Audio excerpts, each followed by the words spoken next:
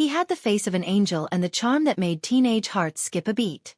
For a while, Troy Donahue seemed to have everything. Fame, beauty, success. But what if behind all that glamour, there was a man silently battling heartbreak, secrets, and a painful fall from grace? What really happened to the golden boy of Hollywood? Why did he vanish so quickly, and what truths did he carry until his final days? Troy Donahue, born Merle Johnson Jr. on January 27, 1936, in New York City, came from a privileged home. His father was a corporate executive, and his mother, a stage actress, gave him early exposure to the performing arts. With a background full of opportunity, it seemed he was destined for something big. He initially pursued journalism at Columbia University, but the lure of acting soon pulled him away from the lecture halls and toward the bright lights of Hollywood. When he signed with Warner Brothers, the studio gave him a new name, Troy Donahue, and that name would soon be known across the country. His breakthrough came in 1959 with the film A Summer Place, where he played opposite Sandra Dee. The movie was a massive success, and Troy's role as a sensitive young lover dealing with family pressure and emotional conflict struck a deep chord with audiences. The combination of his soft-spoken charm and the film's haunting theme song turned him into an instant icon. Girls adored him, magazines couldn't print his pictures fast enough, and Hollywood saw him as the perfect clean-cut leading man for a generation full of hope and idealism. In the early 1960s, he was everywhere. He starred in films like Parrish, Susan Slade, Rome Adventure, and Palm Springs Weekend. These roles cemented his image as the noble romantic hero. He was the symbol of innocence, the boy who opened doors and whispered sweet things. During the optimistic Kennedy years, he was exactly what the public wanted. Fan mail flooded the Warner Brothers mailroom, with Troy receiving more letters than most of their stars combined. He graced the covers of teen magazines like Photoplay and Teen Beat, and it seemed his future had no limit. But Hollywood is cruel to those who don't change with the times. As the 60s moved forward, the world got darker. The Vietnam War, civil rights protests, and a growing distrust in authority changed the stories audiences wanted to see. Hollywood followed the trend, moving toward gritty, socially aware films filled with flawed, complex characters. Troy's sweet image began to feel out of place. Producers started looking elsewhere. His phone stopped ringing. And just like that, the spotlight began to fade. As his career declined, his personal life spiraled. He began drinking heavily, and financial troubles soon followed. The man once adored by millions found himself living in his car, completely alone. It was a shocking fall from grace. But even in his darkest moments, Troy didn't lie.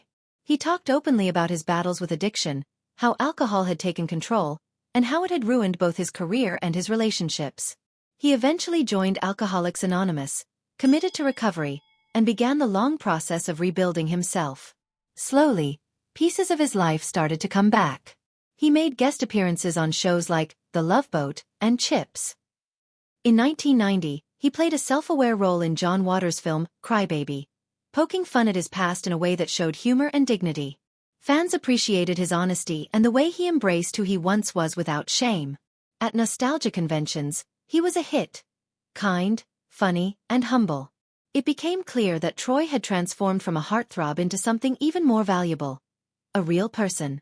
But behind the smile and charm, his personal life had always been stormy. He was married 4 times, and each relationship ended in heartbreak. His first marriage was to actress Suzanne Plachette, whom he met on the set of Rome Adventure.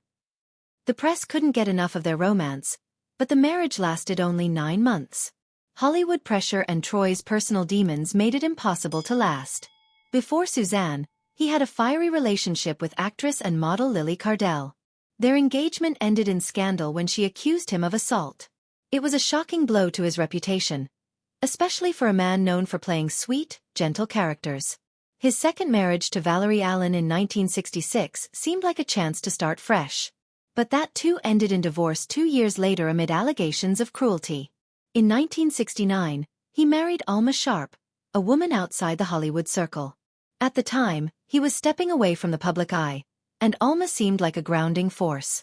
But the marriage only lasted until 1972. Troy's drinking and inability to adjust to a quieter life drove them apart. His final marriage, to Vicki Taylor, was brief and quiet. It ended in 1981, just 2 years after it began, and details of the split were never widely shared. What was clear, though, was that Troy had trouble holding on to love. In his later years, he found something more stable with Jen Chow, a Chinese-American opera singer. They never married, but their bond brought Troy peace in a way that had eluded him for years. Jen stood by him quietly, giving him support and care without the spotlight. Their relationship didn't make headlines, but it gave him something real when he needed it most. And then, there was another surprise. A son. In 1969, during one of his short-lived relationships, Troy fathered a child named Sean. For years, he didn't know about him. When they finally met, Troy was overwhelmed. The meeting changed him. It gave him a new sense of purpose and a chance to make peace with his past. Being a father, even late in life, helped him feel connected to something larger than himself. As Troy got older, he became even more honest about the parts of his life that had stayed hidden for decades. In rare interviews in the 1990s, he began to speak about his relationships with other men, something that would have been unthinkable during his career's peak. In old Hollywood, being gay or bisexual was considered a threat to an actor's image. Studios controlled everything and could ruin someone's career in a heartbeat if the truth got out. For years, Troy lived with this secret. He talked about the emotional toll of hiding love, of being forced to pretend. He spoke specifically about two men. One was Anthony Perkins, famous for playing Norman Bates in Psycho. They met at a party in the late 50s, and their connection was instant. But it had to stay hidden. They could only meet in private homes or go for drives late at night where no one would see them. It was a relationship filled with passion but also fear. Troy also hinted at a more complicated relationship with Rock Hudson, Hollywood's ultimate leading man. He described brief, intense moments of connection between them, but also the overwhelming pressure Hudson faced. Troy never spoke with bitterness, only with understanding. He wanted to share these stories not for attention, but to honor a time when people had to sacrifice love for survival. His words painted a different picture of the man the world once knew. He wasn't just the boy on the beach in A Summer Place. He was someone who had endured shame, loneliness, and regret, yet still found a way to be kind. His story was more than just about fame. It was about identity, truth, and redemption. On August 30, 2001, Troy suffered a massive heart attack in his Santa Monica apartment. He was rushed to the hospital and underwent emergency surgery. At first, doctors thought he might recover. But just hours later, he suffered a second heart attack. He needed a serious coronary bypass, which was performed on September 1st. Sadly, his body couldn't handle the stress. On September 2, 2001, Troy Donahue died at the age of 65.